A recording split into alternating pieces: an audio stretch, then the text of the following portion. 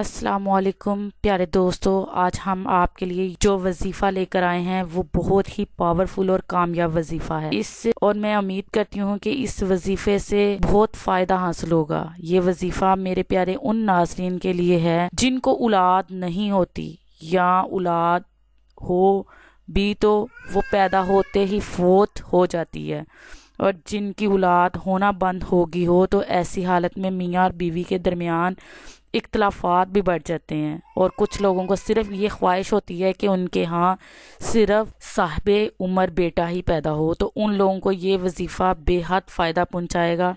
बस आपका यकीन कामिल होना चाहिए। जैसा कि आप जानते हैं, औलाद किसको प्यारी नहीं होती। हर मियाँ बीवी की ख्वाहिश होती है कि वो भी कभी वालिदैन बनेंगे, और वो चाहते हैं कि हमारे यहाँ भी नेक सालिहा औलाद पैदा हो।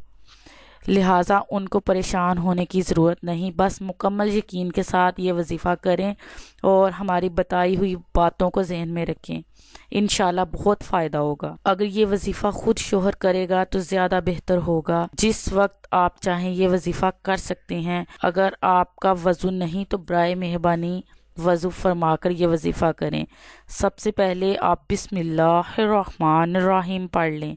इसके बाद 3000 मरतबा आपने ये इसम पढ़ना है, अल जब्बारू। इसके बाद 3 बादाम लें और इस पर दम कर लें। 2 बादाम आप खुद खा लें और 1 बादाम अपनी बीवी को खिला दें।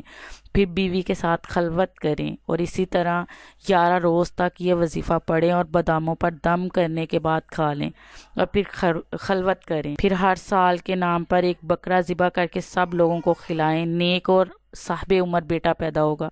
एक ज़रूरी बात याद रखें कि औरतें इस वजीफ़े को हैज़ की हालत में बिल्कुल ना करें। आज से ही ये वजीफ़ा शुरू कर दें। हम उम्मीद करते हैं कि आपके यहाँ नेक बेटा पैदा होगा।